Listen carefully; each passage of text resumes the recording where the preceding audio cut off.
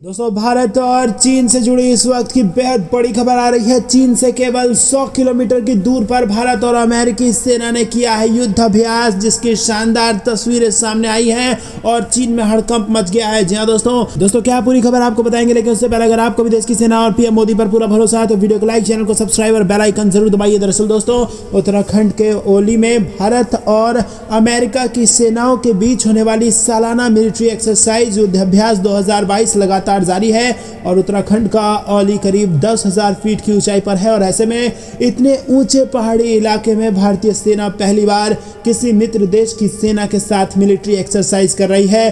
और दोस्तों, इसमें खास बात यह है कि इस युद्धाभ्यास से चीन की चिंता बढ़ गई है, क्योंकि औली चीन की सीमा से मात्र 100 किलोमीटर दूर है। तो दोस्तों, जब तोप चल रहे होंगे तो उसकी धमाक चीन सुन रहा होगा। ये बेहद बड़ी खबर आ रही है। इस युद्धाभ्यास में field training exercise, integrated battle group, force multipliers और निगरानी ग्रिड की स्थापना और संचालन के साथ कई सारी युद्ध कौशल शामिल हैं। तो दोस्तों, क्या आपको भी ऐसा लगता है कि चीन की नींद उड़नी तय है और जब चीन के करीब भारत की सेना अपना पराक्रम दिखा रही है, ऐसे में भारत की सेना के साथ आप भी अगर खड़े हैं तो कमेंट में जरूर बताइएगा और वीडियो को लाइक, चैनल को सब्सक्राइब, बेल आइकन दबाना मत भूलिएगा।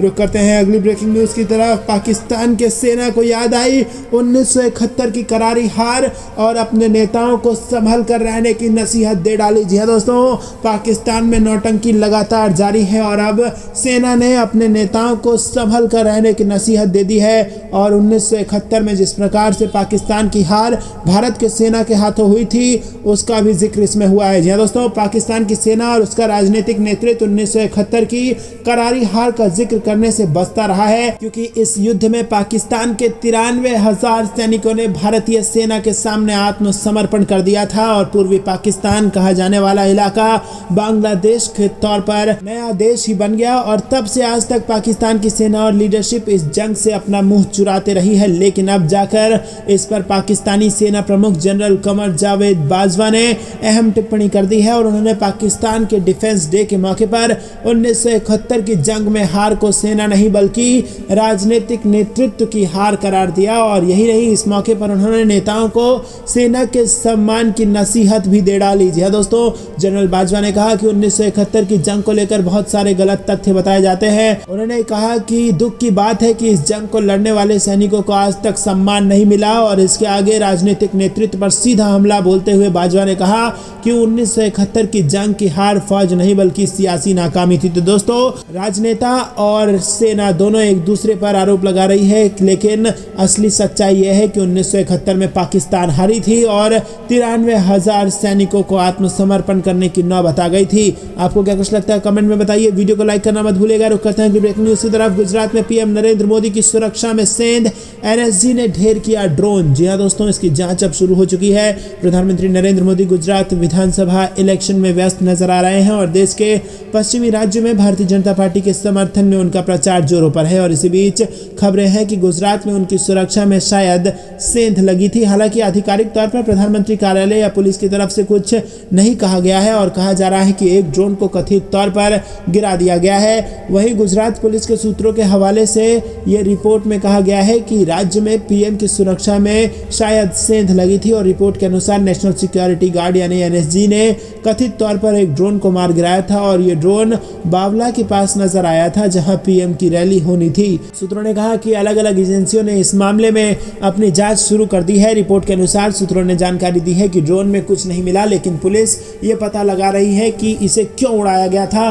सूत्रों का कहना है कि घटना 4:30 बजे शाम की है और एक शख्स को हिरासत में भी ले लिया गया है। रुक करते हैं ब्रेकिंग न्यूज की तरफ। यूएनएससी में भारत ने उठाई आवाज, कहा आजाद घूम रहे हैं। 26/11 के दोषी, प्रतिबंध लगाने के हमारे प्रयास बाधित किए गए। जी हाँ दोस्तों, आपको बता दें कि संयुक्त राष्ट्र में भारत की स्थायी प्रतिनिधि और राजदूत रुचिरा कंबोज ने गुरुवार को कहा कि एशिया और अफ्रीका में खास तौर पर आतंकी संगठन आईएस और अलकायदा से जुड़े आतंकी संगठनों ने नागरिकों और सुरक्षा बलों को निशाना बनाना जारी रखा है। आतंकवाद के कारण अंतर्राष्ट्रीय शांति और सुरक्षा के लिए खतरा बढ़ता ही जा रहा है। भारत ने संयुक्त राष्ट्र ने कहा कि 26/11 की मुंबई आतंकी हमले के बाद पिछले सालों में राजनीतिक कारणों से इसके दोषियों और साजिशकर्ताओं पर प्रतिबंध लगाने के प्रयासों को बाधित कर दिया गया था। इससे इस आतंकी हमले के जिम्मेदार लोग आसानी से आजाद घूम रहे हैं और भारत के खिलाफ सीमा पर हमलों को जारी रखे हुए हैं। कंबोज ने सुरक्षा परिषद की कमेटी की अध्यक्षता करते हुए संयुक्त वार्ता में कहा कि हमें नहीं भूलना चाहिए कि नवंबर 2008 में पाकिस्तान से समुद्र के रास्ते आए 10 आतंकियों ने मुंबई में प्रवेश करके शहर में 4 दिनों तक कत्लेआम किया और 166 लोगों की जान ले ली। इसमें 26 विदेशी नागरिक थे।